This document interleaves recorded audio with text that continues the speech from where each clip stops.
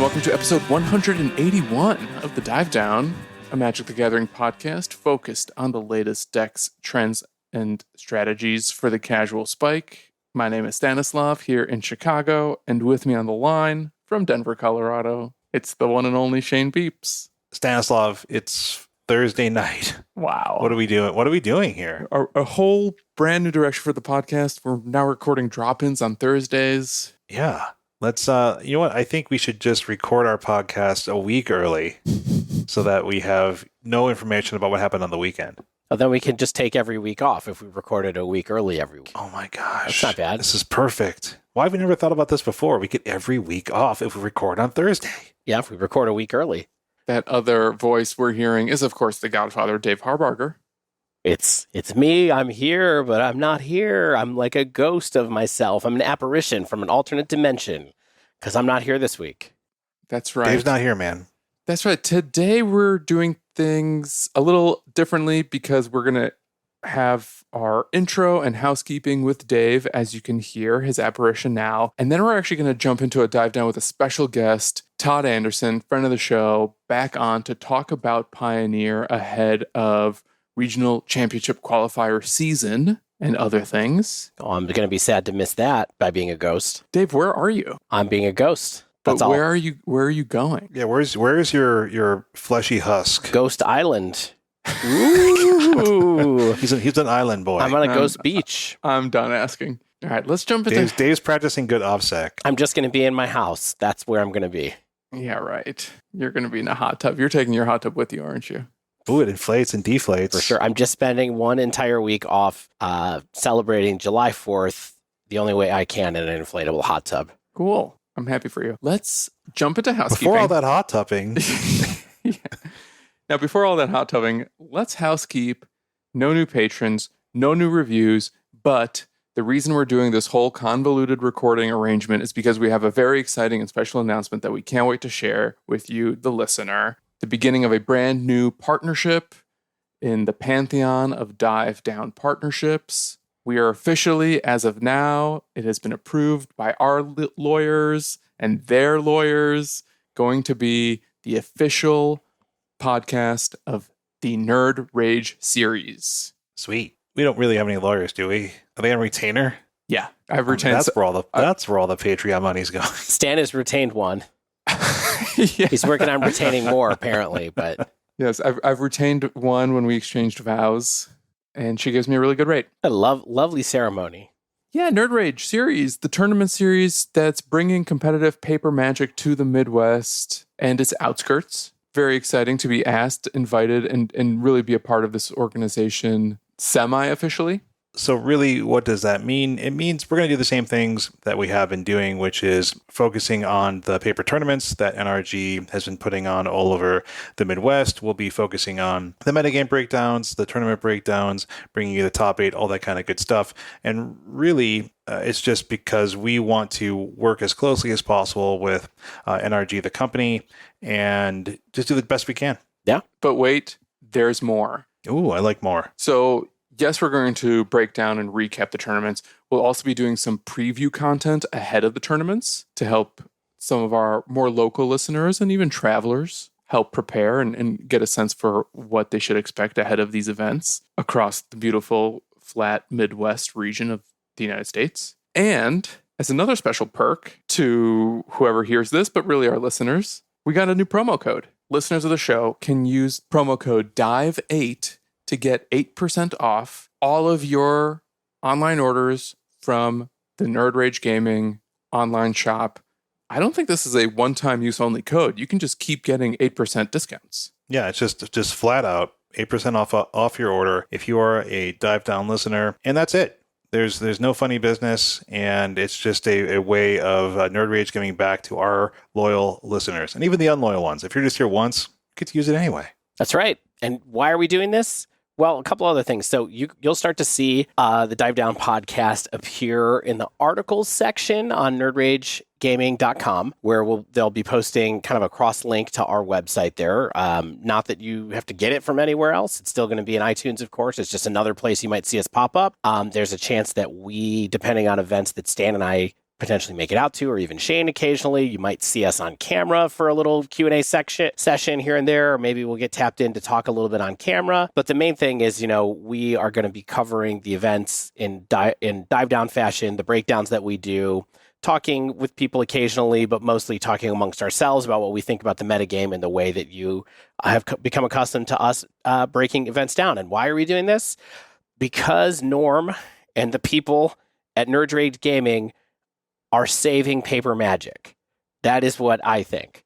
That's why we thought we would talk to these folks when they reached out to us, why we felt like it was a good cause. And to be clear, we're not getting paid for this. So it's not I was going to say, this is not us getting a kickback. It's not an ad. It's not a paid promotion or anything like that.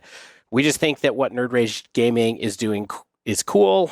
And we wanted to be a part of it to help them bring competitive paper magic specifically to the Midwest, but also really, it's probably one of the best tournament series running right now in paper at the moment as far as multi-event things go. And so we jumped at the chance to be a part of it. So I'm not getting paid? No. Nothing? Not even for promo code uses? I mean, you get 8% off your order. No, we don't even get a kickback. We're just offering that, it's just a flat out offer to our listeners. But yeah, I think it's not a new era of the dive down. It's just continuing to do what we want to be doing, which is work with great people, doing cool things, and that's about it. But we just wanted to let you all know that if you see us in some new places, or if you see a cool ad on the NRG stream or something like that, that's all just because of our new or just slightly improved relationship with NRG. The last thing we have to say is, Zoe, Jesse, Zach, go get them. You're people in this. Cora. Cora. Yeah, we like Cora too, but Shark. Cora's not up on the leaderboard yet. Oh, that's a but good point. Zoe and Jesse and Zach are. Let's see it. Let's take it to the wire. Let's see what happens. Awesome. Excited for this new era. Thank you, Dave and Shane, for joining me on this Thursday evening to record the special intro and this exciting announcement. Now, without further ado, let's introduce our very special guest for this week, replacing Dave, hopefully not forever, definitely temporarily. Yeah, I'll take it. At least for an hour or so. It's the one and only Todd Anderson. Todd, we actually do have you in the studio. How are you? I'm doing great. How are you doing, Shane? Hanging in there, man. We have Stan on the line, but Stan has his child in the room with him, and you know what that means. He's not going to be on mic for a minute because he's got to take care of his little one. This could all be solved via movie magic. You don't gotta show them how the sausage is made. Oh, it's way more fun. It's way more fun to just to pull the curtain back a bit. But Todd, it's awesome to have you back. We had you on way back in like early 2020 before the world fell apart and everything went to poop. So we are glad to again have you back again to talk about Pioneer. How have the last 2.5 years been for you, Todd? Not great, Bob. I was basically lampooned in California for 2 years. Like half of it was in lockdown. The other half was just like living out there after moving, not knowing anybody. It's hard to make friends when you're over 30, apparently. I didn't know that. Oh my gosh, yeah. You're telling me, my dude. So, they haven't been the best. We've lost some good people and we've moved back to Roanoke now, but we're surrounding ourselves with friends and trying our best to see family and having as good a go as we can, I guess. Yeah, man. I mean, the social networks, family, friends, you don't know how important it is until you're lacking it a little bit. And I know you had kind of the adventure with your wife out in California for Hearthstone, basically for her Hearthstone gig, right? Yeah, she was the the lead on Hearthstone esports for over a year. Word. Well, I'm glad that you are back in a comfortable spot. I'm glad that you're back also here with us. We have Stan back on the mic, I believe. Hello. Hey, Stan. Hi, Stan. We were just introducing Todd, asking Stan, how were your last 2.5 years, by the way? I've had a pretty okay 2.5 years. I got married. I had a child. Everything's coming up, Stan. Stan, you weren't on the show last time I was on the show. It was two other guys whose names I don't quite remember at this point. It's been a long time. I know Shane because Shane's in my chat all the time. He's a year and a half sub now. That's right. But you're an enigma. You are a Teferi's puzzle box waiting to be opened, my friend. Where are you from? What do you do? Is it just Todd, this? Or are you like an engineer? I am certainly not an engineer. Really, I'm a digital marketing professional more than anything. So you're a white man. Yeah. Sorry. I'm a white guy who doesn't play guitar, so that's why I started a podcast. Oh, did you know they call a group of white men over 30 a podcast? The same way they call a flock of ravens. They call it a murder of crows or whatever. Todd, you know what? I have the perfect answer to your question. I'm on a personal level, I'm from Chicago.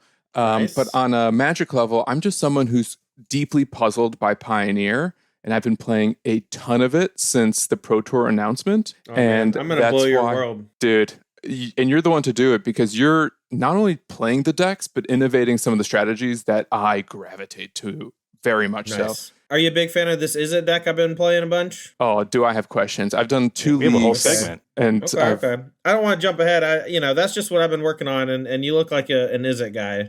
Oh man, how could you tell? Did you like see right through me? Yeah, a Brian Gottlieb type. You like to cast divination. I've never cast a divination. I prefer expressive you're iterations. a fan of a good draw too. You've played a good draw too in your life. Of course. Why not look at the top 3 and then get to draw 2 ostensibly? Yeah, that's the real juice. And then get banned. Congrats. No. Yeah, we'll definitely talk about that as well. So Todd, again, we're kind of hinting at the goal of this episode is to really get people in the weeds. I usually say I'm not going to get in the weeds, but we're going to get in the weeds into Pioneer. We're headed into the regional championship qualifier season over the next few weeks. Stores are holding tournaments in a variety of formats. For example, by me, there's a few sealed tournaments and some constructed ones. I'm not going to be able to make any of them because of my vacation I have planned. But Stan, I know that it looks like by you all in Chicago, there's a few modern, a few Pioneer. Oh, a few is an understatement. There's across the Midwest, there are dozens of RCQs between now and late August. And as far as I can tell, 95% of them are constructed formats, split between modern and Pio. Todd, are you going to be playing any RCQs? I played a Super PTQ on Magic Online today. A few of my friends drove to a RPTQ that was an hour and a half away. I will probably just play Magic Online events and stream them. It's just hard for me to justify traveling for tournaments when the prize is the same on Magic Online, basically. No, that makes sense. If you qualify for DreamHack Atlanta, would you play in the championship? Yeah, absolutely. I've been talking to Torben. I want to do commentary for it since it's Pioneer.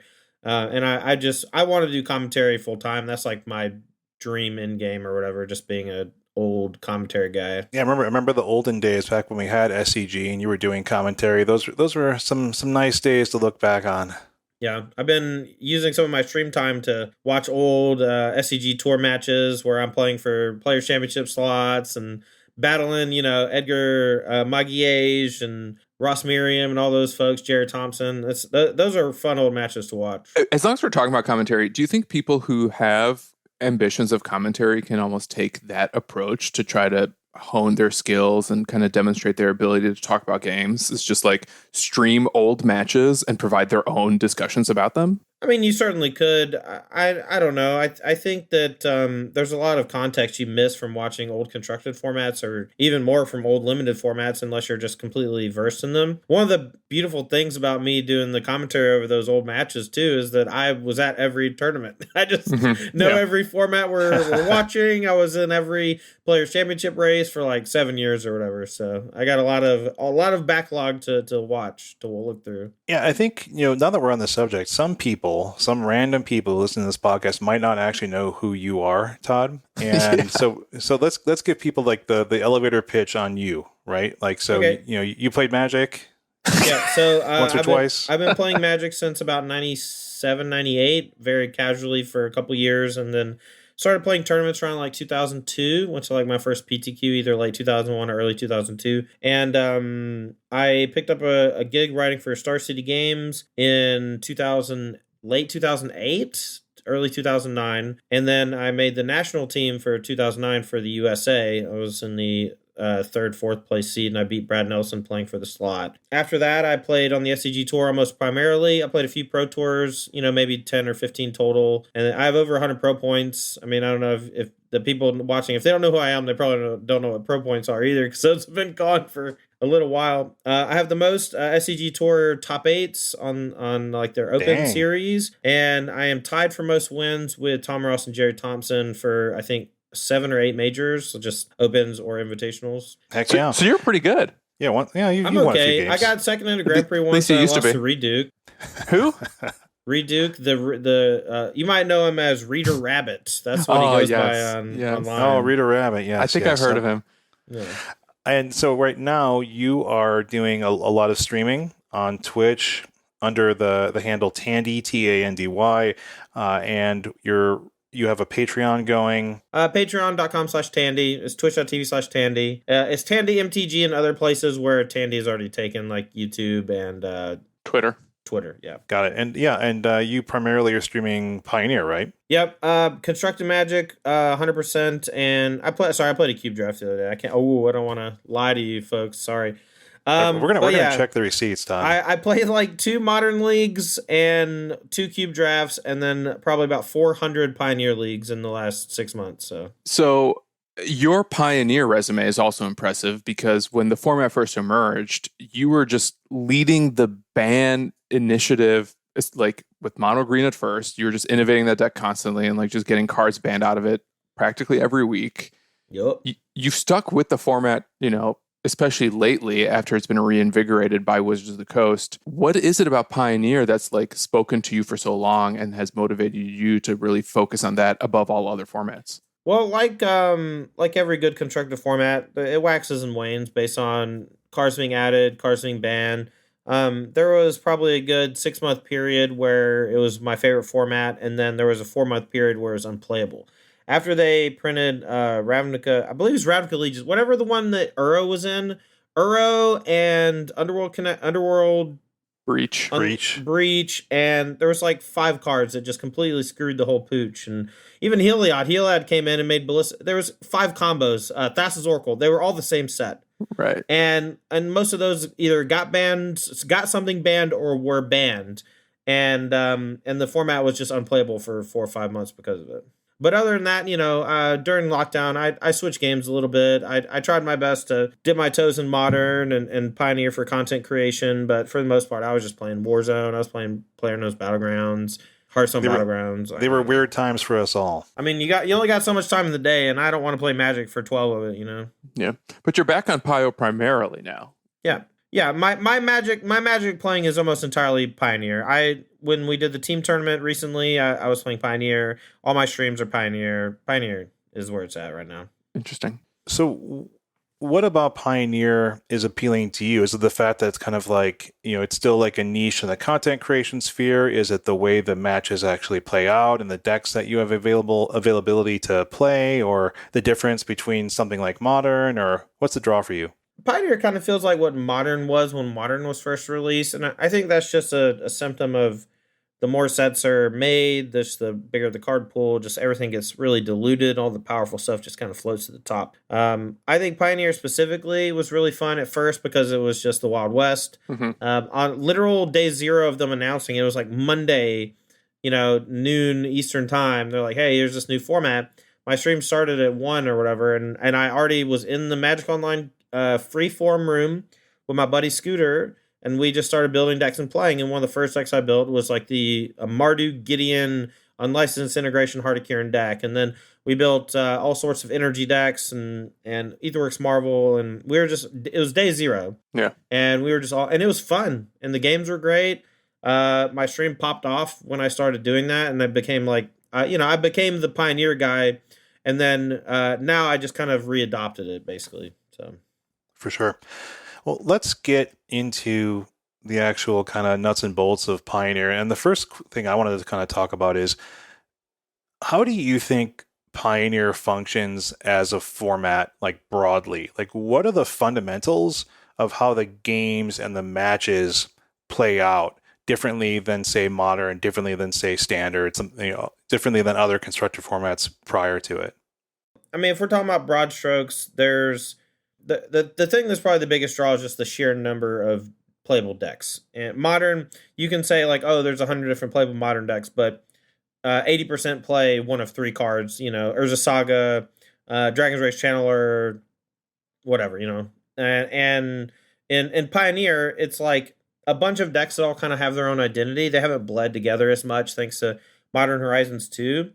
So they all kind of feel unique, and they all kind of feel like they have come here from a place that is organic. Whereas a lot of the decks that are in Modern, I think, are manipulated by the market. The Modern Horizons 2 releases and Modern Horizons 1 release both just completely dominate Modern. Do you think any part of that organic generation of Pioneer decks is a place where old standard decks can live on, which is, I think, was part of the intention of the format? Yeah, I mean, that's how Modern was when it first came out, too. I've been playing Magic forever. I was there when Modern was first released, and I'm like, oh, I can play my Deceiver Exarch Splinter Twin deck, and that wasn't a Modern deck. That was a standard deck that became a Modern deck. And here we're seeing a lot of the same stuff. Mono Green Devotion becomes a Pioneer deck when it was great and when it was in Standard. And Rakdos Midrange, this is not a deck that really was before, but it's basically carved itself out thanks to powerful interaction like Thoughtseize and Fatal Push. And then you just have a critical mass of powerful interaction with all these cheap interactive pieces. So I just think that the draw is that a lot of the decks are unique in their identity, and none of them feel forced, and a lot of them have like 4 different ways you can build them. So I think overall it's just a lot to love about the deck selection and building processes. So if that's the draw and the bright side of Pioneer, what do you think is maybe the rub with this format? Like, what are some of the things that people need to accept or get over if they're going to continue to focus on it? So I was going to say just the overall power level is kind of ridiculous sometimes, but that was before they banned Winota. I think banning Winota really slowed things down. It really allowed the format to open up a bit. You're seeing a lot more, sacrifice, mid-range, like creature decks than there were before. I mean, Winota, you could count it as a creature deck, but I think Winota more so plays like a creature deck that has this like trapdoor spider that just pops out and kills you from nowhere. And there's just not a whole lot you can do about it because of the way they bottleneck you. But nowadays, like, most of the decks feel pretty similar in power level. I mean, you can say that, like, oh yeah, Mono Green Ramp, that deck with Nykthos goes ballistic 90-0, whereas Rakdos Midrange takes 18 turns to kill you. Not quite the same as far as power level, but you can say that Thoughtseize is on par with Nykthos, if you ask me. Just they're just the pinnacle of their type of game piece. Mm-hmm. Yeah, in terms of the actual games that play out, like one of the things that I feel very different between, let's say, Pioneer and Modern, which is the other primary format we cover, is that Pioneer just, it feel like you're almost always, besides a very few decks, like you're playing to the board and you're winning on the board in some way, shape, or form. And I feel like in Modern, like, of course you have to kill them somehow, right? And you're not always just sort of doing like a 2-card combo type thing. But I feel like largely Pioneer is more of an attrition gameplay format by and large, more than Modern is. But I'm curious what your thoughts on kind of the actual gameplay elements of Pioneer versus something like Modern. Well, if you look at the actual construction of the decks, you'll notice that nearly every single deck is built A, to either withstand interaction, or B, to interact heavily. You have like your Izzet Phoenix decks where they're basically insulated from most interaction, whether it be removal or discard or counter spells, because all their cards functionally do the same thing. They either put stuff in the graveyard or bring back Phoenix or Arclight Phoenix. And something like Mono Red is pretty similar, where every card is basically just deal you 2.5 damage. And so you get into these really long attrition games where you have these like cool top deck races, and you have these like draws where if you peel Treasure Cruise, you're going off, and if you don't peel Treasure Cruise, well, you're probably dead as a doornail. And I think that one of the cool things about the gameplay of the format is that you do play to the board more. There is more interaction, but the game pieces are almost as powerful. They're just maybe half a step back from Modern. And a lot of that is due to Modern Horizons 2, but a lot of it's just the way that Magic's been developed in the past decade. You see Modern is the last 20 years, Pioneer's basically the last 10 some years. They're pretty close in about a 2-to-1 timeline as far as what's available to you. And they've really made some disgusting prints and reprints in the last decade. So yeah, I mean, I agree. I mean, I think that it's just like it's interesting to me how it does remind me a lot of kind of early Modern, like when I was playing like in 2014, 2015. Like, it's not the very earliest days of Modern, but it was very much before the Horizons era, which is a seismic shift for sure. And it's something that I really hope they honestly never bring to Pioneer. I can't imagine. Yeah, fat fucking chance on that one. Yeah, they're definitely not going to make $7 million for literally no trying, not even trying. No. Todd, because you mentioned Winota, I'm just curious, as a baseline, yes or no, prior to Winota's ban, do you think it was actually the most powerful deck in the format? No. I think Izzet Phoenix was the most powerful deck in the format. Whoa. I mean, it won like every tournament. How can you argue? I mean, I can't. So, okay, that being said, do you think Phoenix is still the best deck in the format? No, I think that it waxes and wanes based on 100 different factors, but most recently, Expressive Iteration got banned. There's no more Expressive Iteration. There's no more Winota. So you took away this like powerful aggro deck and you opened up like space for 80 other aggro decks to come in and basically be a part of the metagame now. And then you also took away arguably the best card draw spell printed in the last decade. I personally think, and people can argue with me about this till they're blue in the face, I am confident that Expressive Iteration is a better card draw spell than Dig Through Time. And my logic behind this is I played a lot with both of them, and Expressive Iteration was always way better in every format because you could just cast it on turn 3, and you would always either find the land or the 1 mana piece of spell that you wanted to cast, either interaction or draw. And like it was just always a 2-for-1 is insane. Yeah, there's something to be said for casting a spell that you need on turn 3 instead of like on turn 7. Right. Mm-hmm. In fact, I was listening to your episode on rants with Ross and Tannen. Yeah, and you had said something about EI after it was banned that, and man, I've been casting Expressive Iteration since it's been printed. I love the card, and something that never really occurred to me and has almost changed the way I look at deck building, especially in Pioneer since it's banned, is just like how critical it was for hitting land drops. Yeah. And I feel like replacing it, and I'm curious if you agree or disagree, but like as I've tried to replace it in some of the other Izzet decks, like part of it has to do with like just putting in more lands in your deck so that you're actually hitting lands more consistently that you weren't when EI was around. Yeah, absolutely. It literally was the best card draw ever printed. Imagine you get to play a Charted Course that draws 2 every time, and that's basically what it is. And something like that just helps you almost ensure land drop. And it even looks 1 deeper than something like Charted Course would do. I actually had this conversation with my wife one night. We were just sitting around, just talking about EI. Just talking about life and Magic and stuff. And I looked at her, I'm like, do you have, she doesn't play a ton of Magic. So I just want to stress that. But she has played. She understands the history of the game. And I said, do you think a spell that was blue-red, draw 2 cards, sorcery, do you think that would be too good? And she looks at me and she goes, probably. And I was like, well, Expressive Iteration, I think, is better than that. Mm-hmm. Because it almost always is that, but it looks 1 deeper. So, I don't know. It's such a bonkers card. So, are you saying that you don't think there's a best deck right now that's just like kind of carved in stone? Do you think it's really actually changing week to week? Oh, do not put words in my mouth, sir. Okay, all right, good. No, the best deck in the format right now is Mono Green Devotion by a wide margin. And it's not that it's unbeatable. It's just that it is the most consistent and most powerful. And when you get those 2 things together, the only thing that can stop it is like dedicated hate or expressively like a suppressive archetype. And without one of those 2 things, you cannot stop it. You cannot beat it via mid-range interaction. You cannot beat it via conventional means. They will go over the top of you thanks to Storm the Festival, a million Planeswalkers, and just the most consistent draws I've ever seen. Yeah. How do you hate it then? You're saying you have to hate it out. How do you actually do that? You have to hate it out. I mean, Disdainful Stroke, Damping Sphere, get under it. Getting under it I think is the best way. You can play a couple creatures and then Disdainful Stroke. I think that's why Mono Blue Spirits is so good against them. They just have like the game plan of play a couple things early and then they just counter your 2 or 3 payoffs with their random counter spells, or they just ignore, like Old Growth Troll doesn't do anything against them, right? So they just fly over it.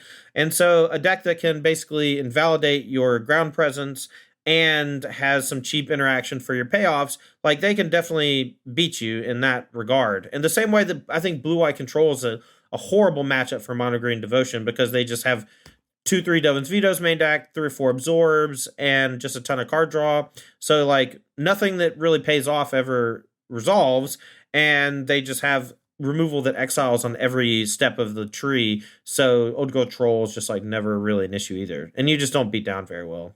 Yeah. Do you think mono green is so good and so prevalent that it's warping the meta around it, like we've seen in other metas with like really particularly powerful decks, like let's say, Izzet Phoenix in Modern or something like that? So I think it's vulnerable enough to its own draw sometimes. Like if you have an opener that's like 2 elves and 2 lands and 1 or 2 of your elves dies, sometimes you just do nothing. Yeah, right? nothing. Stone nothing. And the same was true with Winota. You play an elf, they kill it. You play an elf, they kill it. And sometimes you just get stuck on 2 lands with your Voice of Resurgence deck and play a couple random 2-drops, and then your opponent just like brings back 3 Arclight Phoenix on turn 4, and like, what are you going to do about it? Nothing. And it's very similar with Mono Green Ramp in this regard, where your mana generation is really important, but at the same time, your payoffs resolving is also important. So you're vulnerable, A, from your early drops being killed, and B, from your late drops being countered, and you kind of dominate everything in that middle ground. So if you have enough life to make it to 4 against a red deck, if you have enough mana generation in the early turns, you're just going to slaughter like your Rakdos Midrange type strategies. For sure. So you mentioned Mono Blue Spirits as like a successful strategy against Mono Green, and Azorius Control as another one. And I think that those are 3 of the 4 most popular decks, I think, right now. Of course, based on MTG Goldfish, which is, the percentages there are kind of a little bit spurious from time to time, but the only other one there is Rakdos Midrange, and I think that Mono Green Ramp certainly seems like it stomps that when I've played with or against it on those decks, right? So it's kind of funny that we see, I think, those decks as kind of the tier 1 or tier 0 even of the Pioneer metagame, and so it seems like we're kind of in, more or less, is this like a paper scissors rock type format, or is this something where it's a lot deeper than that and we shouldn't just dismiss it as such? I think it's more like an onion. There's a bunch of layers. I think that Mono Greens is the clear best deck. It has 2 natural foils that are in the second tier of Mono Blue and Azorius. I think Mono Blue and Azorius both get pounded by Rakdos Mid. Mono Red beats up on Azorius, usually loses to Rakdos Mid. So you kind of get these folding chairs, but then Mono Green just beats everything else. Like everything below that tier, Mono Green just dumpsters. And then sometimes you have people who play Phoenix or Hidden Strings, Lotus Field combo, and they find their way. And occasionally someone will just find a new build of an old archetype, and it just uses like Illuminator Virtuoso in your Boros aggro deck, and it turns out that's a hot knife through butter through all the decks that are currently running around, and you have like Boros aggro win a tournament or something. So I love just how versatile and adaptive the metagame can be. What do you think makes decks strong in Pioneer? Like, is it that they are doing something that's actually hard to interact with? Is that they just have like a really strong base power level? Like, is that they're really fast? Like, what do you think defines strength in a format like Pioneer? It's basically synergy versus not. I know that sounds kind of broad strokes or whatever, but if you look at standard, your better standard decks for the last decade have been just the ones that have either mana acceleration and the biggest like 3, 4, and 5 drops. Like those are your mid-range decks. Your control decks are just like, the best control deck. Like, they just have all the best reactive spells and various wrath effects and stuff. I think that specifically in Pioneer, it's just synergy, and you can see that in every single deck that's successful, except for Rakdos Midrange. I'd love to run something else by you, though. One of the things that I feel like makes Mono Green so strong is that, with the exception of counter magic, you basically can't 1-for-1 with it, or at least you can't really 1-for-1 with it on the board. You have to do it on the stack, otherwise just the interaction, the board-based interaction in the format just can't really deal with the type of threats that Mono Green is putting down. I wonder if that's also a part of either not just the deck's strength, but the format's identity is just like finding the power within synergies that you can't necessarily 1-for-1 with. Well, we can just look at the top 10 decks on Goldfish right now. I'm not going to list every single one, but we got like Mono Green, Rakdos Mid, Azorius Control, Mono Blue Spirits, Mono Red. Like these are the top 5 decks percentage wise in the format, right? Mono Green, completely and utterly synergy driven, acceleration, pips for Nykthos, Storm the Festival, even getting milled over with the Cavalier of Thorns. They're just synergy out the wazoo. Rakdos Midrange has none of that. And I want to stress that while the strength of some of these decks does come from that synergy, there are still decks that just are collections of the most powerful spells in their color combination, and that can be a viable strategy in effectively any format if the strength of those cards is high enough. Azorius Control, very similarly, just it relies completely on the strength of Teferi, Hero of Dominaria, and the Wandering Emperor together, just two insane planeswalkers. But then every single deck after that, you're just going to see like 4 2-card combos in every single one of these decks, and almost every single one of those 2-card combos has a card of those two that is just fine by itself. Like your Witch's Oven, can turn on your Mayhem Devil, and it sacrifices your 1-drop creature. So even though if you don't have Cat, it's still pretty good, right? Your Izzet Phoenix, like, I didn't draw Phoenix in the top 20 cards, but I flipped Thing in the Ice, and now all your stuff's back in your hand, and all my cards work together. And that's the big stressor here is you need most of your cards to work together, but sometimes you need them to stand on their own when your opponent is heavily interacting with you. Mm-hmm. So we talked about mono blue and Azorius as good foils to mono green. Do you think that their power level and position in the format is in part based on mono green's popularity, or could they still hold their own in an open field?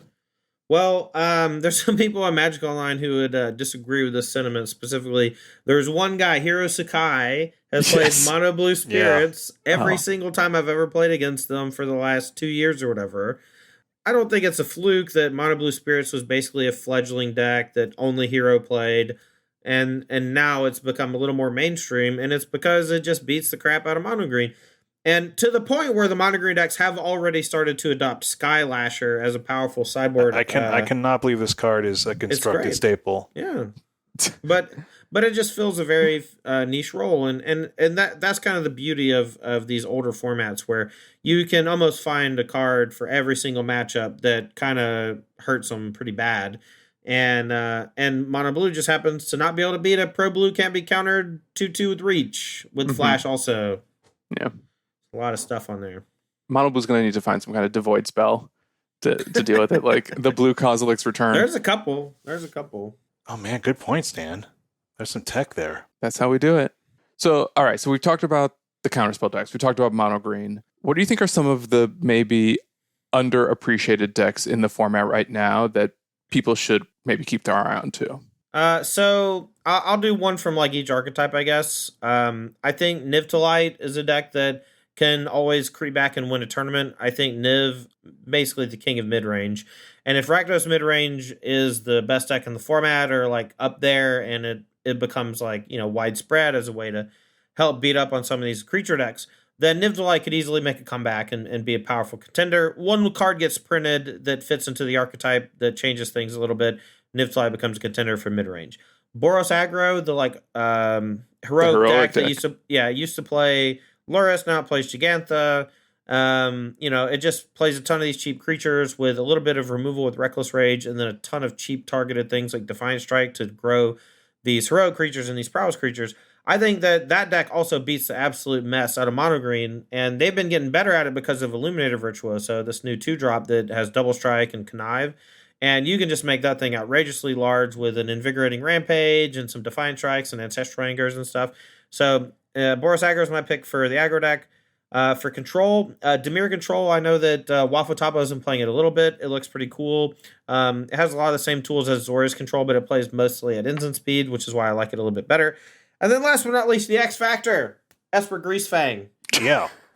That deck's always cool as hell, and Esper is better than Abzan because you get to play Ledger Shredder.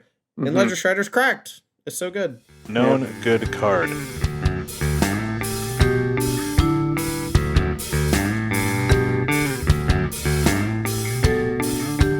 So Shane, I've got Summer Fridays. I don't know if you know Just about these. Just the two of us. Me and Stan making content. Just the two of us. Barrister and man. That's good. I'm Barrister, you're man. That's really good. I got to tell you about my Summer Friday, Shane. Oh, please. I get a half day on from work every Friday. Oh my God. Why? Because I work for a giant corporation that is, and they're just like, hey, we'll give people 4 free hours. 4 free hours. And you know what? Sometimes when I don't have meetings on Fridays and like nothing really do, basically have the whole day off. Oh my God. Basically. And you know what I like to do as part of my Summer Friday ritual? I take a nice long hot shower Oh, that's the best. because it's really hard to do when you have a toddler.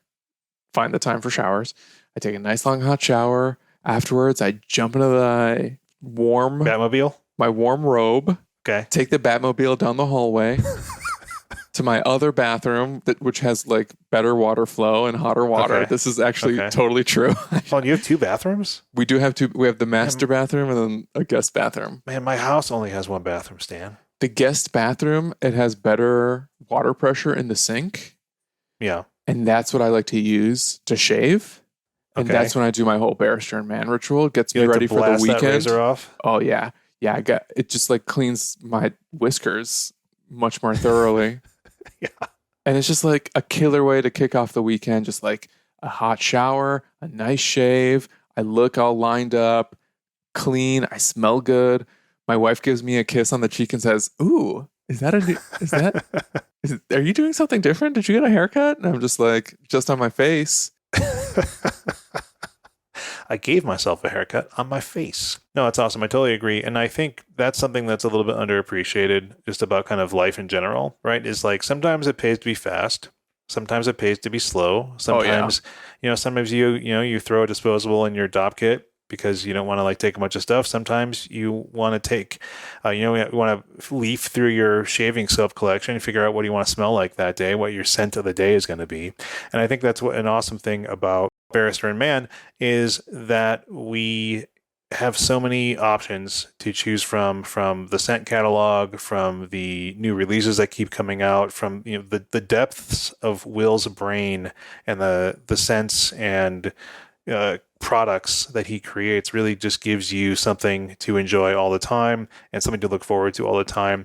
And so if you want to be like Stan and sometimes like me, I'm going to shave tomorrow. I'm already thinking about it because I went for a hike today, so I didn't actually shave. I just hiked. But tomorrow's shave day. Oh man, I think it's going to be a sandalwood day. Oh wow! So just plan ahead. So God, if you want to be like, I wish I could smell you. Oh man, you know what I mean? Like, just go to the grocery store. Real dive down heads will know what I'm talking about. So head on over to Bear Stern Man. That's MANN, and you can use the coupon code TheDiveDown15 for 15% off your first order, and we appreciate it.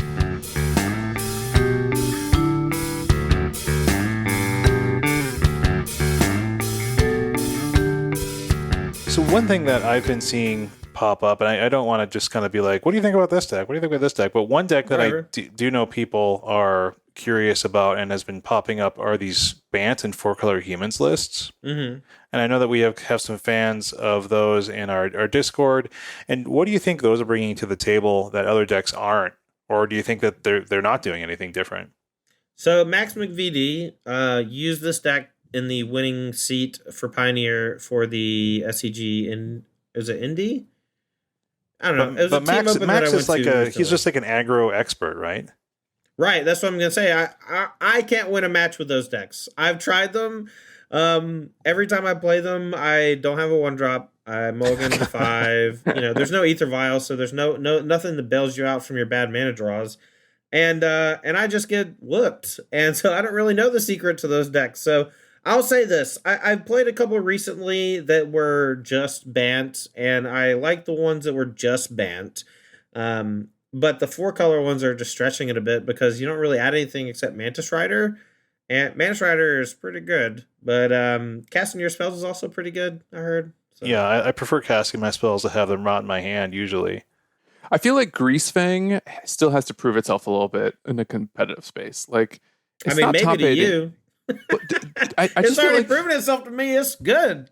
It's not winning though. It's just exploitable. Yeah, I mean the builds are bad, and the deck is like maybe 5 cards away from being S tier or whatever. But like the deck is powerful, and it has a great sideboard plan. I actually when they first made Ledger Shredder, I played against a person in the leagues that just had main deck Monastery Mentor, Ledger Shredder, and Greasefang, and they kicked my butt.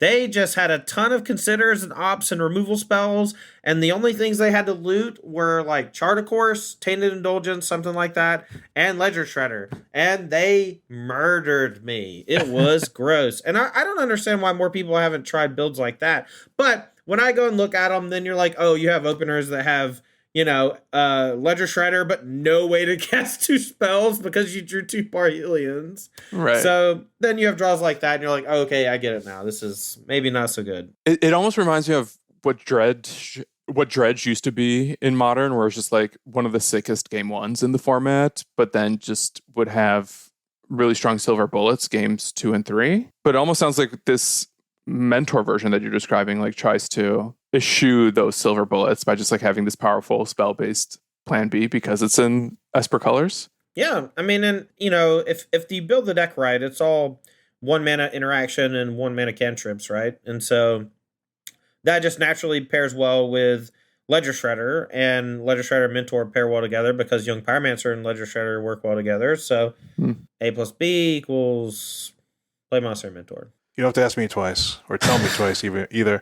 Like, I mean, we have talked about the Greasefang decks in Explorer and their potential in Pioneer, especially after Winota was banned. It's like, well, is Greasefang just kind of the next Winota style deck where it's like have removal, have instant speed removal, or die? And I am a little bit surprised that this hasn't been the case, really, and Greasefang has sort of been just like a League 5-0 deck rather than like a challenge or a whatever the thing that you have to go 4-0 is, the prelims.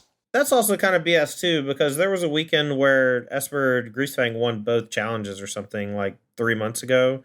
So I don't know, like it waxes and wanes. Like there were Mardu. I know that Mardu Greasefang won a challenge. Like every week is pretty up in the air what's going to win, I think. You just see like the trends for top 8, and that's what you have to prepare for.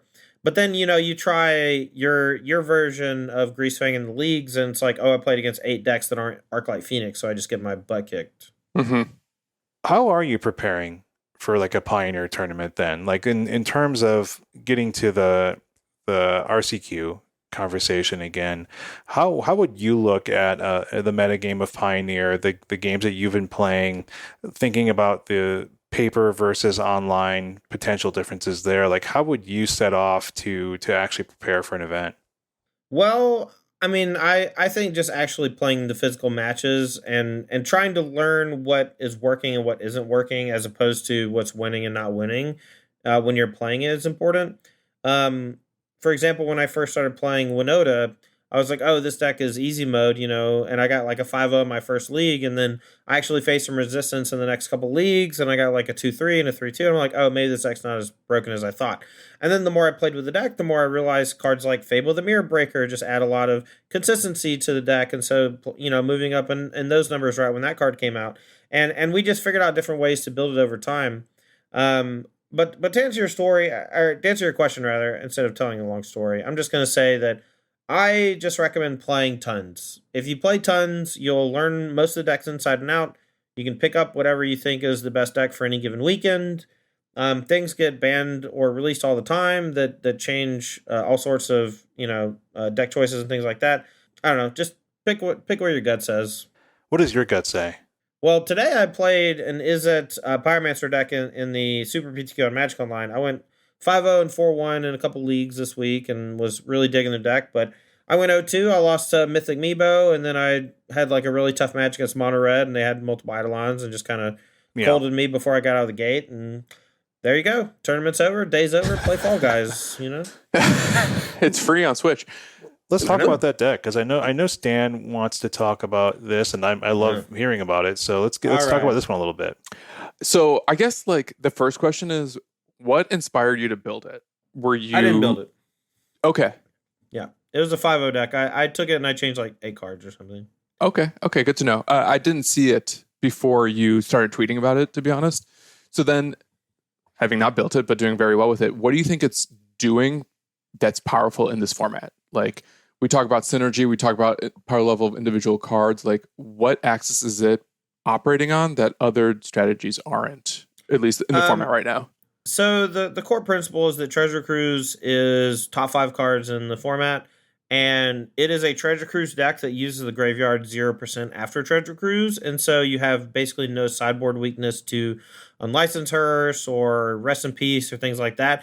If they play something like that and it exiles your graveyard, the worst case scenario is you just discard your Treasure Cruise to Ledger Shredder, or you just cast your Treasure Cruise for 8 mana if the game goes long enough. And I've played enough Magic against Leyline of the Void and Rest in Peace where I don't really care if they have them. If I just have Treasure Cruise, I can do something with it.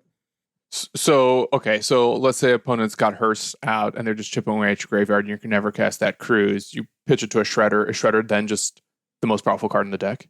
No. Okay, so I want to stress that the deck has basically no vulnerability to graveyard hate, because even when they do have graveyard hate, you have ways to turn your card into not being useless.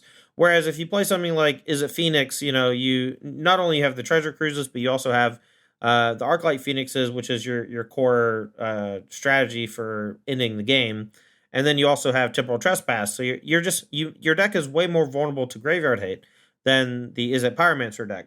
The Izzet Pyromancer deck is also a lot more aggressive. You have 8 1-drop creatures with prowess that can, actually apply pressure against Lotus Field deck or various combo or control decks where you can actually get under their counter spells. Whereas Phoenix sometimes flounders by just having too many dead removal spells. So both of those things I think are some of the reasons why I like the Izzet Prowess deck with Young Pyromancer. Of One Mind also just seems like a great replacement for Expressive Iteration. It just takes some hoops to jump through, but those hoops aren't nearly as backbreaking as you might think at the beginning. What is it good against? I don't know. My first league, I played Mono Green 4 times, and I beat it 3 times, so I thought maybe it is pretty good against Mono Green. I think that the card Treasure Cruise is kind of messed up against a Thoughtseize deck, so I think you're okay against Rakdos Mid. But I did lose to it today, so I don't think that any deck has like a 100-0 matchup in anything in Pioneer. I think that you're pretty decent against the creature decks because you have 9 cheap removal spells. I think it's just a very flexible deck. If you go back and look at my replays, I went 2-1 in almost all my matches. I think I had a 2-0 and a 1-2, and then everything else was 2-1 in 2 different leagues, 10 matches. So it was like mostly going to game 3, and that's because my sideboard plan was flexible. My main deck was full of removal, but those could be substituted for counter spells, and it was just a very pliable deck. And when you get a deck that is very customizable, you can kind of do whatever you want with it. Like I'm already thinking about ways to change it for next week. Like I want to play Dig Through Time, and I want to cut Reckless Rage, and I want to cut Monastery Swiftspear, but doing all that makes Of One Mind worse. So you just have to find these little combinations of cards that make everything work together. And this build with this creature suite, I think, is just good enough to work together so that Of One Mind becomes very strong. And every single card you change after that, though, is going to make it worse. And so I just have to figure out a way to change it or play something different. Do you ever see yourself cutting the Pyromancers? Well, they are specifically there to fuel Of One Mind, and they're extremely good. They're maybe the best card in the deck other than Treasure Cruise. So I think that they are better than Ledger Shredder in the games I was playing because they allowed me to play defense. And the Izzet decks were just trash at defense before that. So same way, I mean, we saw Izzet Phoenix sideboard 2-3 Young Pyromancers in the past, and they were always really good at against like, the mono white human decks or mono black aggro, stuff like that. You're blowing my mind a little bit because I never think about Pyromancer as a defensive card. But it's so good at defense. That's why I this is what I got to try. This is what I got to try to do. Yeah, those elemental tokens block just fine, and not everything has trample. Not even a lot of stuff in mono green has trample. Do you know what I mean? Yeah, Cavalier, you can block that thing forever. And now that they're all playing, none of them play Vivian Arcbow Ranger anymore, so it's rare that you're just going to get slaughtered by something with trample. You can take a few hits from an old growth troll and not really take too much damage from it. Todd, can you help me understand how did Nissa, Who Shakes the World, become not a 4 in Nykthos and the Nykthos deck? I just don't get it, man. So you understand how curves work, right? Yeah, I've cast a curve once or twice. That sounded a little more condescending than I want.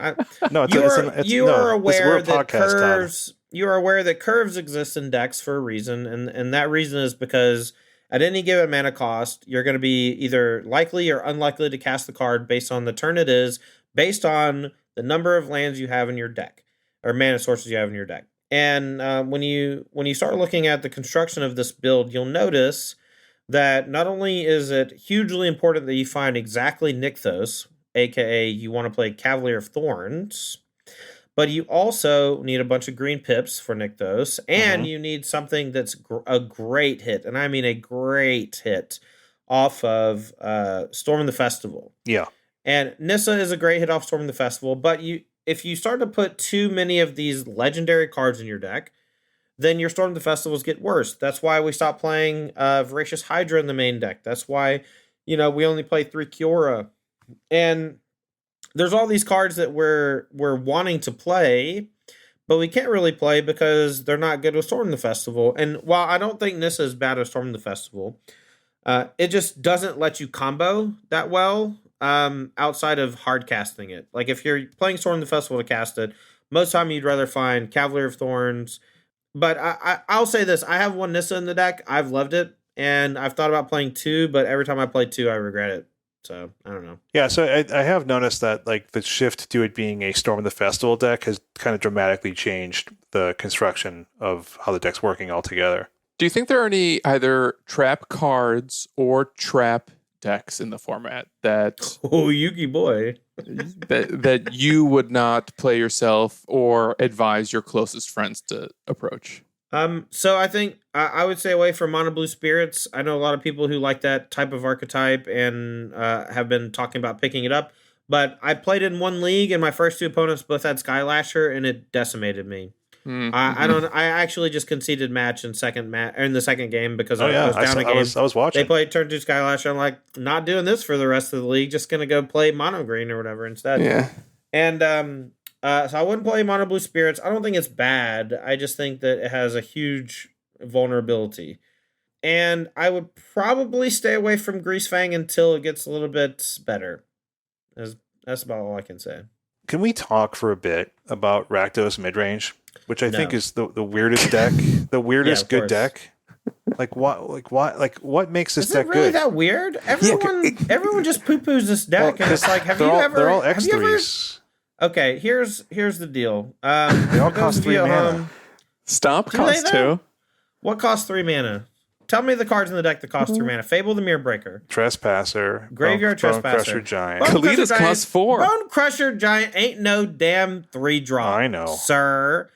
Bone Crusher Giant is a 2-drop removal spell that just so happens to have a big stompy toad boy on the end of it that allows you to curve out when you don't have another 3-drop. Yeah, I mean, I guess you cannot look at the cards based on their converted mana cost. You got to look what you actually do with them. Please tell us mana value now. You're right. My bad. No, I understand for sure. No, like, I mean, I think one of the flexibilities of this deck is like the curve flexibility, like you mentioned, is there, right? Where you have stuff to do with 1 mana, 2 mana, 3 mana, 4 mana, etc. And that's really good because I noticed that you definitely want to hit land drops with this deck, especially because but like what's weird for me about this deck is that the creatures for their rate, like they're sort of like just good enough, but it's kind of like what it's like what Pioneer feels like it should be, where it's like it's all just good enough. But I feel like other decks have better stuff to do. Are you specifically talking about the 2-drop All-Star Blood Tithe Harvester? Is that the one you're mad at? You know what's weird about Blood Tithe Harvester is every once in a while it just like closes. It just locks out the opponent from the game. Yeah, because it's a freaking Watch Wolf that can kill Llanowar Elves. Are you kidding me? Yeah, or like, and when it combines with like the Reflection of Kiki Jiki, you can just effectively like just make your opponent never have a creature on the board again. Or when it pairs with Kalidas, Trader of Ged, and sacrifices itself to kill a creature and make a zombie. It without having to pay the mana, you can cast it on curve. This is something like a synergy deck, Todd. Look, you're not wrong. There are some micro synergies, but for the most part, you're playing some of the best cards at the casting cost that are available in the format. Like this deck is mopey AF on the front. If you're looking at it from a paper perspective, you got your multiple 4-drop planeswalkers with Sorin the Mirthless and Chandra. You got your multiple 3-drops with Fable the Mirror Breaker and Bone Crusher Giant and Graveyard Trespasser. And your 2-drops are just Blood Tithe Harvester, just like normal medium guys, and none of them really like are spectacular on their own. But over time, like if you try to play against these guys, you're like playing against the 1999 All-Star team of the NBA, right? But like no, they're not good together, but they're all just nuts on their own. And so, like, you just end up losing to Bone Crusher Giant some games, or you just end up losing to Kalidas, or the second Fable the Mirror Breaker, or the Chandra. And, like, all these cards kind of just generate these little micro advantages, like Graveyard Trespasser costs 2 cards to answer. Kalidas has 4 toughness and dodges a bunch of removal and sometimes makes a zombie. Fable the Mirror Breaker, the second one that flips, like, the game's over. And sometimes when the first one flips, the game's over with something.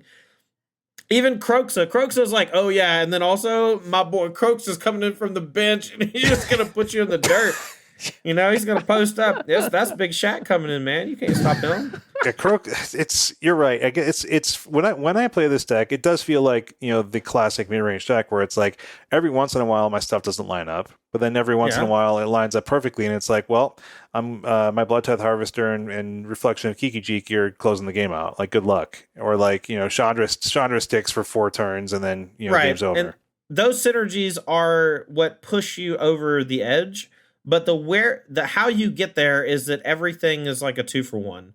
You know, even Graveyard Trespasser, you know, like you can try to ignore it a little bit, but the moment you don't play a spell on your turn, the moment that like you can't block it and they attack you with it and eat something and drain you, you realize how in jeopardy your life total is and how much you are behind.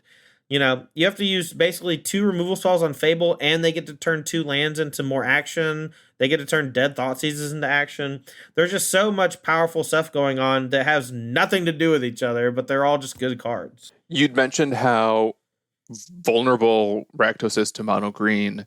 What do the games look like when Rakdos can beat it? Like, what does the Rakdos player need to do or lean on to actually get that edge? You need to just kill their elves early. If you can't kill their elves early, you need to use Thoughtseize to take care of their like 1 or 2 payoffs. Sometimes there's nothing you can do, and I think that's one of the problems. Even stuff like Dreadbore, you know, you Dreadbore Kiora, it's like, okay, well, it only costs 3, and it probably untapped a mana, and like it costs 2, so it's even like a trade on even mana. But if you're using Dreadbore on like Karn, they've already got like Sky Sovereign, or you know, God forbid they go get not Gate to the Afterlife. I always the 6-drop God-Pharaoh statue. Yeah, God forbid they get God-Pharaoh statue, and then all your 3-drops are now 5-drops, Shane. Yeah. Can you imagine? Spending 5 for a Bone Crusher Giant? Not you like this. You basically can't cast spells not anymore. This year. Anyway, if you want to win with Black-Red, you just can't do it in a field full of mono green very easily. Now, you can win. You know, you have the capability to kill things. You have Noxious Grass on the sideboard, Fatal Pushes to kill the elves. You know, you can dismantle them, but it is almost never dependent on what you do, and it is only dependent on how they draw. And I think that for me is one of the reasons why I don't really want to play Rakdos in the format. So, Todd, do you think mono green might be too good? I'm not going to say the word, but I'll dance around it. Here's what I'll say. I want you to can you Google real quick? Can you go to Google? Can you do that for me? Yeah. Right. I want you to Google. Ask I'm gonna do it with you. Let's go Pioneer banned list MTG. Right? Banned restricted. I just want you to go and we're gonna look at the Pioneer. We're gonna look at the ban list for Pioneer real quick, and I'm just gonna read a couple of them to you, and then we can. And when you read these cards, let me know how many of them you're responsible for. All right. Here we go. From 2020. All right, I'm not going to read all of them. So first off, they started with banning all 5 of the allied color fetch lands. Those are gone, right? They continued with like Feldar Guardian, some other stuff. I'm just going to read off a couple of these. Nothing to do with them. Leyline of Abundance. Mm-hmm. You know what that one does? Do you even know what that card does? Yeah, it just makes a crap ton of mana off your dorks, right? Yeah, all your dorks tap for an extra mana. And it gives you 2 green pips. Yeah, it gives you 2 green pips, and for 8, you can put a +1/+1 counter on all your stuff. Right? And you can just cast the card too. Like you can just cast it on 3, no problem, even if it's not on your opener. Yeah, but have you ever cast it though? Because it's pretty bad. No, it got banned pretty fast. It's pretty bad. Okay, so that's one. We also have so this is not super normal, but Oko Thief of Crowns. That one was in a lot of builds. A lot of early builds were playing Oko and Vivian Arcbow Ranger, and they were just like splashing off of the 12 untapped dual lands that enemy colors randomly get access to for no reason. Let's go Once Upon a Time. Have you heard of that one? Oh yeah. Cast one or 2 of those. Right? Well, that one just doesn't belong in Magic, right? Like, I think that they could unban it, but that's neither here nor there. Whoa. Okay, that's another episode. Veil of Summer. All right. I keep forgetting that's banned in Pioneer. All right. That's why I'm so grateful that it is. We're still going though. And last but not least, this is the last one. Walking Ballista. So mad that's banned. So out of all of these cards, I think you could unban 3 of them and then ban Nykthos. And it would probably be a slightly better format because there's already a ramp deck that exists, right? The Kozilek's Return, World Breaker decks just already exist, and they're not that bad. I think some of them did well in a challenge 2 weeks ago or 3 weeks ago. But I have thought Nykthos was way too powerful for a very long time. And when I was playing Burning Tree Emissaries and casting turn 2 Nisu Shakes the World and turn 3 Ulamogs on the regular, I was like, maybe we shouldn't be able to do this easily. And I was like, well, if you compare it really to anything, Nykthos is basically just Gaia's Cradle. And in a lot of respects, it's better for this format than Gaia's Cradle would be, maybe. And I have just never felt like it was okay. So, yeah, I think that they could maybe ban Nykthos, but they also made it a promo. So, yeah. Oh, God. Well, we'll see. I don't know that they're ever gonna. Well, what's wild to me, Todd, and I'm curious on your take on this, is like I've won so many games with mono green without even using Nykthos, without having a Nykthos, because it's just like it ramps and does really good stuff. I will say that in the old versions, that is 100% true. In the new versions, you almost always find it because you have Fourth of Nissa Still, which was also banned for a little while, by the way. Oh, yeah, I remember that. And then also you have Cavalier of Thorns, which can help find it. So, and even Storm the Festival finds it pretty regularly, too, so you can keep storming. So might as well do it. Might as well keep storming. Nykthos is way more integral to the current builds than the old creature builds. But it's just way too good. All right, so as long as we're literally looking at the BNR page right now, I want to say I've been burned by Pioneer bans twice. Most recently, it was Express Federation. The first one happened in 2020, and that was Smuggler's Copter. Wow, a mono black guy? No, and just like Izzet and Soul, just like Izzet and Soul. Other fair aggro decks. Okay, so when they banned Smuggler's Copter, if you were playing in Izzet and Soul, I got news for you. It was just way too good in all the aggro decks it was in. But that's another card I think that can maybe take off the ban list. Thank you. Yeah, really, that was my question. Like, do you almost feel like... It's unplayable in Modern, so it can't be that good, right? Sometimes I feel like the design of the last year has sort of surpassed like the early Pioneer bannings. And I'd almost want to see them unban as proactively as they ban, just to keep this format as iterative and interesting as possible. Yeah, but you also don't want to just like unban something and then have to ban it 3 months later because it just overtook stuff. That's the danger with Smuggler's Copter, Umezawa's Jitte, these colorless cards that just kind of go into any aggro deck or any control deck. You just have these cards that just, even Walking Ballista, and when it was in Standard, Hangerback Walker actually had this problem too, where the format, when it's low power enough, or just it's a color combination that doesn't have a mana payoff, Hangerback Walker or Walking Ballista or these other colorless cards are just very regularly the most powerful thing to be doing because they're just giving you access to an effect that you don't normally have in that color combination. As far as Smuggler's Copter specifically is concerned, if you ever played against that mono black deck, every single creature they had can come back from the graveyard for like 2 mana, and it just made those decks like just way too consistent. But I love the card. I don't know. I don't mind it. I watched some old matches. We watched like the entire Invitational where it won the Invitational in mono black deck. And every time he played turn 2 Copter, I was like, okay, well, you just can never tap out and you can never win if they attack with it one time. I feel like both of you, though, would agree that the format might be more interesting if mono black was still a deck. I mean, yeah, but even Vampires was still a deck like 3 months ago, but it just kind of fell off. Yeah, for sure. I mean, like I loved mono black when it was a powerhouse. Even after a Smuggler's Copter got banned, it was a tier 1 deck for quite some time just because it was so good. I have one thing before we move on. You said the other card that you got, you were blindsided by. Were you really blindsided? I wouldn't say blindsided, just like hurt deeply, because like these are the cards that I love to cast, and they were part of the reason why I would even play the format. All right, so I just want to be clear on this. So, the card that I had banned was Winota, right? I Yeah. owned the Winota deck, and it was banned. My whole deck died. Right. Your expressive iteration gets banned, and you can just play strategic planning. I don't think that you really went through that much. Is all I'm saying. You didn't really take that big of a hit. Oh, casting strategic planning always feels horrible though. Like No, unless it doesn't. Have you ever Oh. put a Phoenix in the graveyard? It feels so good. I just But played that deck for a week that's like straight. Oh, but the Stan doesn't only play time. Phoenix. That's the only time. Well, now you That's- got to play of one mind, and then we can get Yeah. on the same page. Yeah, I've been liking learning the of one mind deck somewhat. Pyromancer is a hard card for me to understand, just because like I've tried playing it in modern so many times that it was never Oh, you good tried there. playing it in the format where it was horrible? Try Basically, playing it in yeah, a format that's where it's not. Here you yeah. go. I think I have to. If I could play Monastery man, I Mancer, tried. God, y'all know I tried playing Monogreen Devotion in modern, but it just sucks. It was just bad. Until I put like Urza lands in my deck, and then Yeah, suddenly like yeah. it was a little more cohesive. I mean, Stan Todd does not really love Pioneer.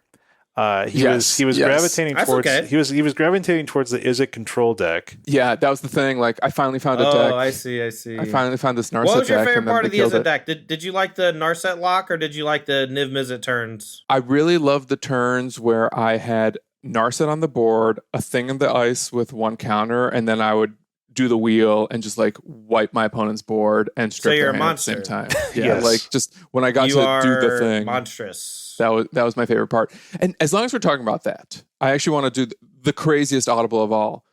What happened to Lotus Field in a world where like Narset doesn't exist anymore, or basically doesn't exist? They had already moved away from being that vulnerable to Narset. At some point, the only card that said draw a card in their deck was Cycled Vizier Tumblers or whatever it's called, or Pour of the Pages. And the thing that actually happened with that deck, which was kind of wild, is that when they all started playing Emergent Ultimatum, they all started to do what I like to call soft combo or small combo, where before they had to play probably 20 spells in a turn to actually win the game.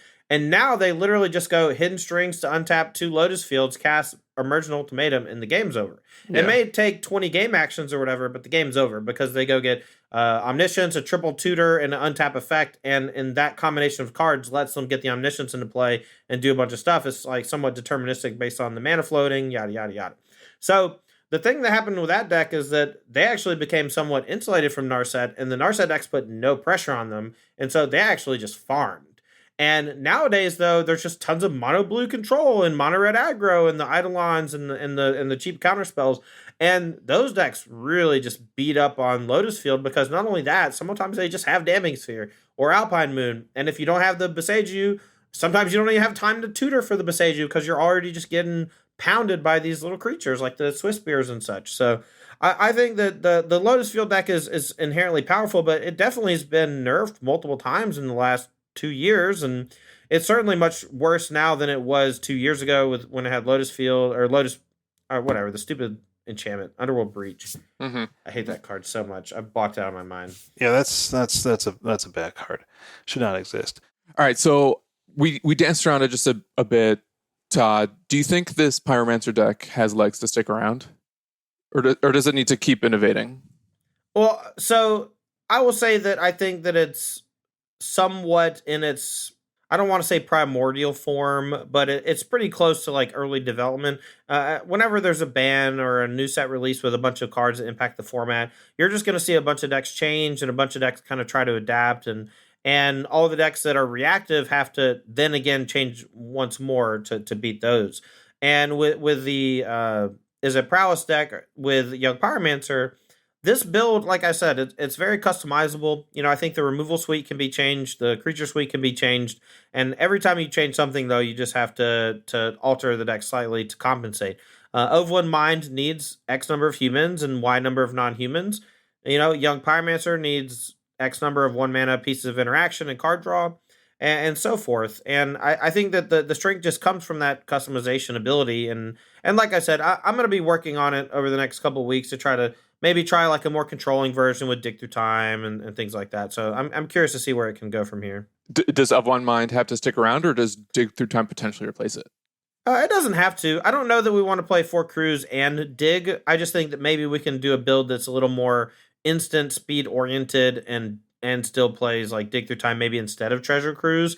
While both cards are powerful, if you're being like, let's say if you're holding up a bunch of counter spells and stuff every turn, you want to be playing the deck that plays dig through time instead of treasure cruise.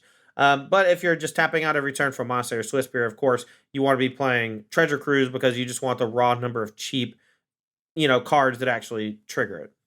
You mentioned, or you kind of called it an Izzet Prowess deck. Why no Sprite Dragon or even Stormwing? So I think Young Pyromancer just fills a spot with Of One Mind to really fuel like that aspect of the deck, because it's a human that can create non-humans to actually make Of One Mind only cost 1 mana. I don't know how many times you've cast Of One Mind for 1 mana yet, but it's pretty easy and it's pretty powerful. It's nice, no doubt. Even at 3, like it'll recharge. If you're going long and you have to cast it for 3, like it just recharges you. You have cast Divination because that's what Divination is. Yes. Anyway, but yeah, it's one of those cards. Cast Divination at home. If your opponent kills all your creatures, like, oh no, I guess I'll draw 2 cards for 3 mana. Big deal. So like that's the floor. The floor is Divination, and the ceiling is 1 mana draw 2, and that's outrageous. That's Treasure Cruise Light. So I think the strength of this build was the Of One Mind. I'm probably going to move away from Of One Mind and change the Prowess creatures to maybe I'll play a Crackling Drake or 2 and keep the Ledger Shredders and the Young Pyromancer and just try some build that maybe taps out a little more for Crackling Drake. Yeah, right, Crackling Drake can really close a game. Yeah, for sure. I've loved it in the Phoenix decks as a one of. Sometimes you just double time walk, and in that free turn you cast Crackling Drake and then they're dead. Yeah, I'm excited to see what you keep doing with it. And we've mentioned your Patreon, but like you're actually posting Patreon content about this deck too, like sideboard guides and some in-depth material. My last 3 articles, I do 1 article a week on there. I try to make that consistent. If I don't think I've missed an article yet, except I was on vacation 1 week. But this past week I did Izzet Prowess with Young Pyromancer. The week before that I did a sideboard guide with Izzet Phoenix, and I did a sideboard guide for Izzet Pyromancer as well. And then the week before that I did Mono Green Devotion, but instead of a sideboard guide, it's mostly Karn targets. So I just did, here's all the common lines you can find in a Mono Green deck. Here's like your tips and tricks scenarios. So those are my 3 most recent pieces of content. If any of that interests you, just make sure to check out patreon.com/Tandy. Perfect. Okay, so let's get down to final brass tacks here, okay? Like, so if you're listening to this podcast, if you are not deeply familiar with Pioneer, if you are just someone who likes playing Magic, likes playing Modern, plays a lot at the LGS, that kind of stuff, how would you advise people to approach playing this format competitively?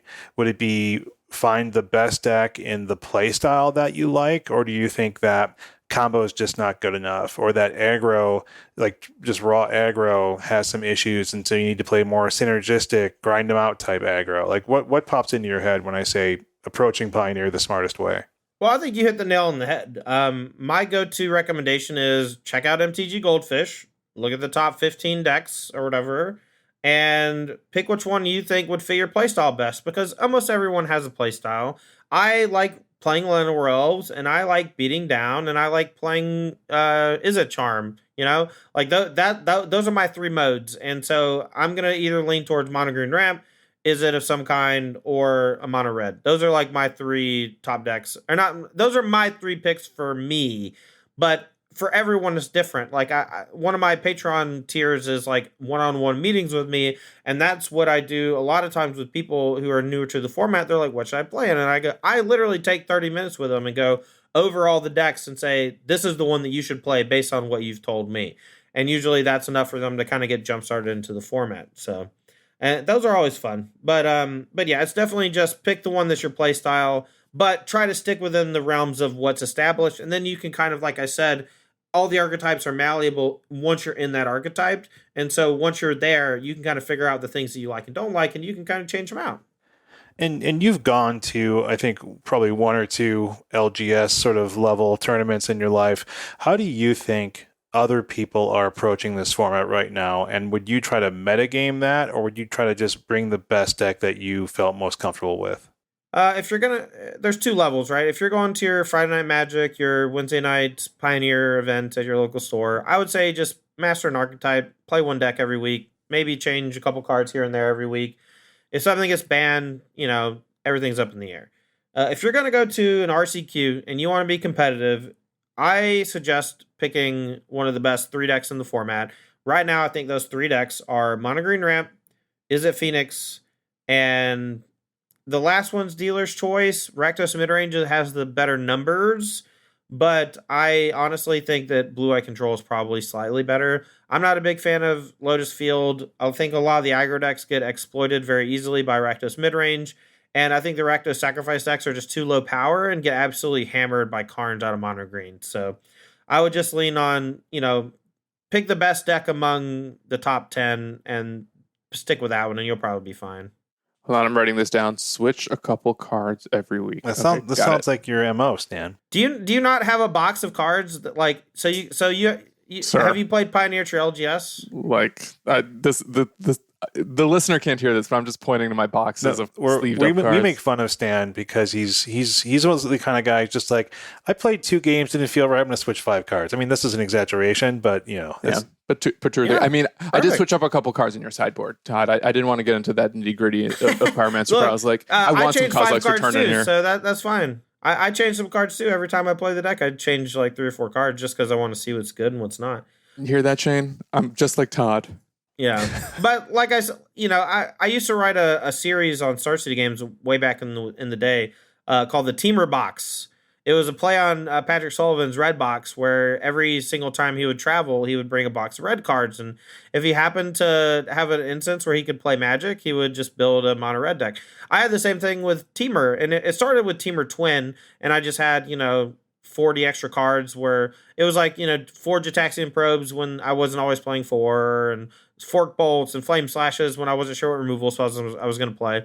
And the night before the tournament, I would just take out my box and I would just kind of look through, and sometimes I'd get an idea, I'd be like, oh, Gunshot's pretty good right now because people are really heavy on Birds of Paradise and I'm playing Snapcaster Mage. So I'm like, oh, maybe I'll play 2 Gutshot. And then I get to the tournament and I'm like, Spreading Seas your land, Gutshot your elf, like Snapcaster, Gutshot your other elf, and then I just dominate like an elf deck just because I have Gutshot on my sideboard, stuff like that. And like that came to fruition all the time when I was playing, not just at the LGS level, but I was playing like the classics on day 2 at the opens and stuff. And that's another place where that type of deck building where you can just kind of recognize trends and you have access to this pile of cards, you can kind of put 2 and 2 together while you're just killing time. So yeah, I mean, I love being told just keep playing Mono Green Ramp. I'm fine with that. I can do that.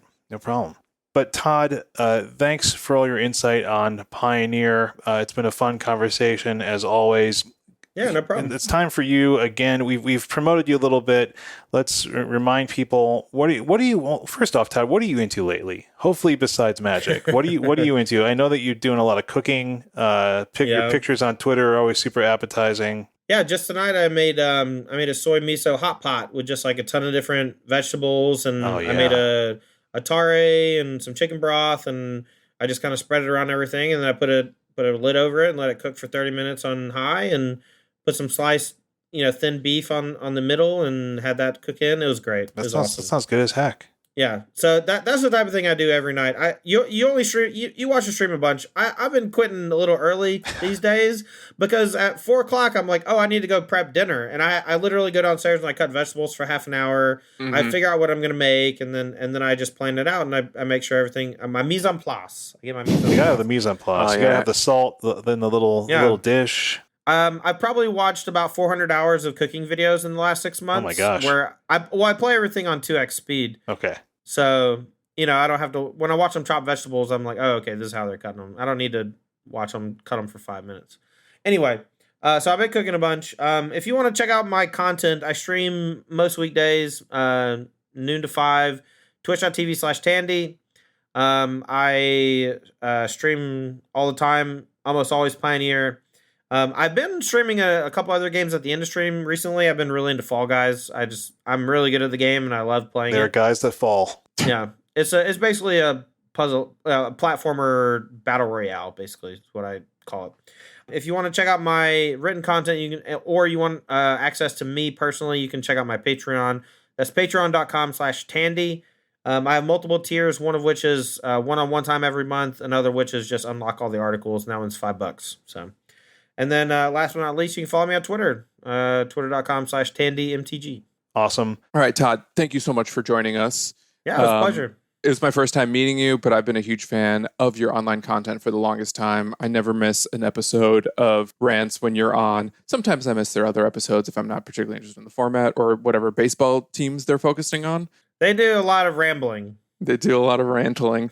But whenever Todd's on, those are must listens. I feel like your Twitter's a must listen. Your stream is a must watch. So thank you so much for everything you do. And that wraps up this week's show.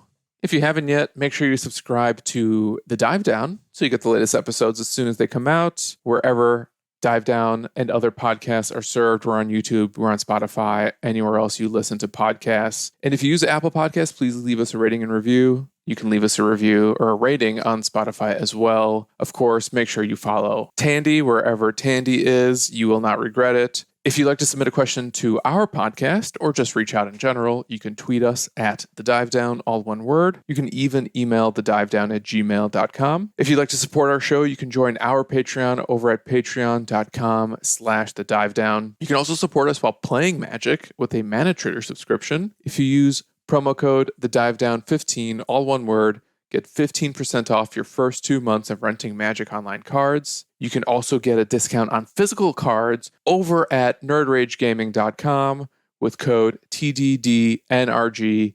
Get 8% off every order you make until further notice. That's TDD, like the Dive Down, NRG, like Nerd Rage Gaming. That's it. 8% off every purchase over there. And finally, the Dive Down 15 also gets you 15% off your first order over at Barrister and Man. As always, special thanks to the bands Nowhere and Spaceblood for letting us use their music. And until next week, get out there and spike a Pio tournament!